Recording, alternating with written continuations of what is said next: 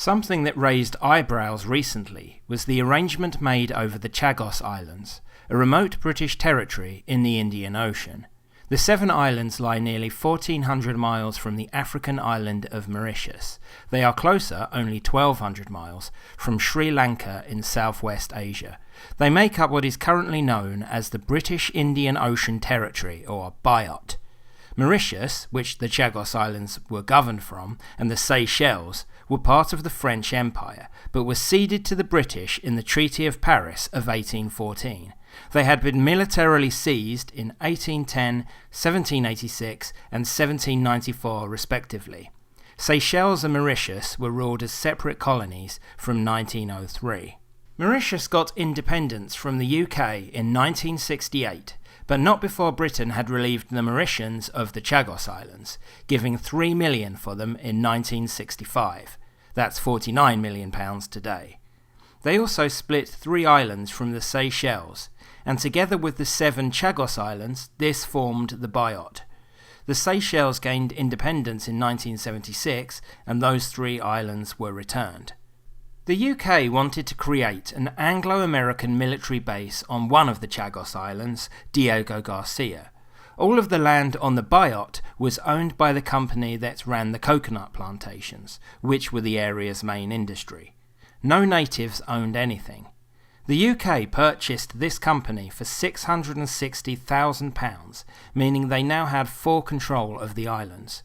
Shamefully, the British evicted the 2,000 Chagos natives and sent many of them to Mauritius. Since the 1980s, Mauritius has claimed the islands belong to it, despite the British purchase in 1965.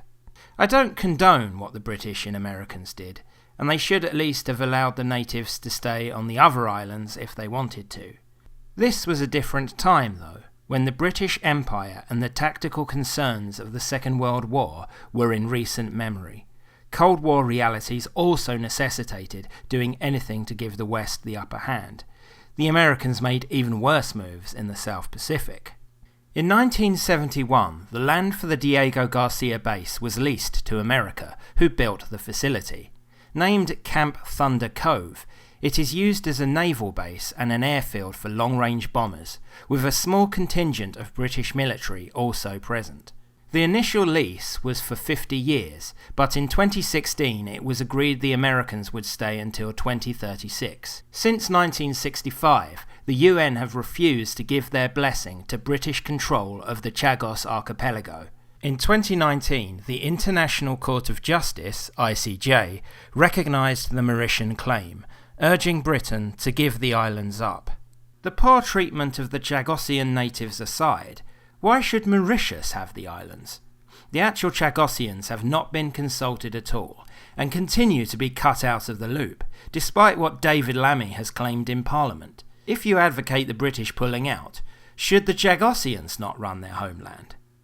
The Conservatives, until quite recently, did not want to obey the UN and ICJ demands. It was only in 2022, under Sunak and Foreign Secretary James Cleverly, later David Cameron, that proper negotiations began. The Foreign Office made some headway, but it was reported in December 2023 that the Defence Secretary had blocked the discussions from continuing. As a result, the negotiations were abandoned. Perhaps this was because of fears from growing Chinese influence in the region, or perhaps because the election was coming. But have no fear, because on his way was everyone's favourite anti-British wet, Keir Starmer. He was backed up, of course, by the walking A-level politics essay known as David Lammy. Perhaps that is a little harsh on sixth formers, I take it back. They keenly took up the negotiations, and within only 4 months they announced complete capitulation. The formal treaty is yet to be signed in 2025, but Britain will now give up everything except the base on Diego Garcia. We will be able to keep it for 99 years, until 2123. Keeping the facility was deemed to be some sort of great achievement by Labour, which shows how far British power has fallen. Not only have we surrendered territory, but we've agreed to pay Mauritius for the privilege, sending them annual sums of money and pledging to invest in infrastructure projects. It's like getting ripped off when selling your classic car, then making sure you give Boise a full tank of petrol and a thorough valet service.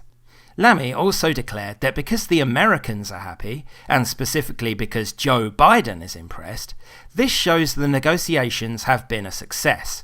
Firstly, Biden hates the British, and his judgment is dodgy at the best of times.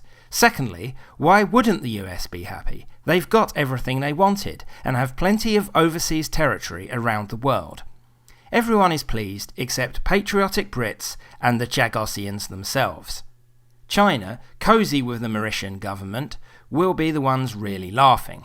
Since 1972, they have had a strong relationship, with a free trade agreement since 2019, and major Chinese investments, including a $200 million loan for Mauritius to build a new airport terminal. Mauritius is an ideal gateway into Africa for the rising world power. Lamy, of course, has a chip on his shoulder about British colonialism, and this informs his every move. Everything is an excuse to talk about being black and being the descendant of slaves. We get it, Dave. It's his dream come true to be able to dismantle what remains of our former empire. Like Starmer, he is also a lawyer, with a deference to anything international law and rule-based. This is why the pair are so pro-EU, why they refuse to assert themselves against the ECHR, and why a withering look from the ICJ will snap them into compliance. The question, inevitably, is whether other territories will now sense blood in the water and move to break away. Perhaps countries with claims to those outposts, however tenuous, will try to expand their landmass. Labour do have form on this. In 2002, there was a plan, under Blair's Labour government, for Britain and Spain to share sovereignty of Gibraltar. This was most unpopular on the island, with crowds reportedly shouting Judas at Jack Straw when he visited. Incensed, the Gibraltar government held an advisory referendum, and the notion was roundly rejected. It has just been announced that the man who helped negotiate the Chagos deal, Jonathan Powell, former Chief of Staff to Blair, is going to be Starmer's national security advisor. It has not been a good start to his tenure to give away strategically important territory to a Chinese-backed nation. Apart from the Chagos Islands, there are 13 other territories that make up what remains of our once great empire. Anguilla, Bermuda, British Antarctic Territory, British Virgin Islands, Cayman Islands, 2 sovereign bases on Cyprus, Falkland Islands, Gibraltar, Montserrat, Pitcairn, St Helena, Ascension and Tristan da Cunha, South Georgia and the South Sandwich Islands, Turks and Caicos Islands. How secure are they under the lefty lawyers?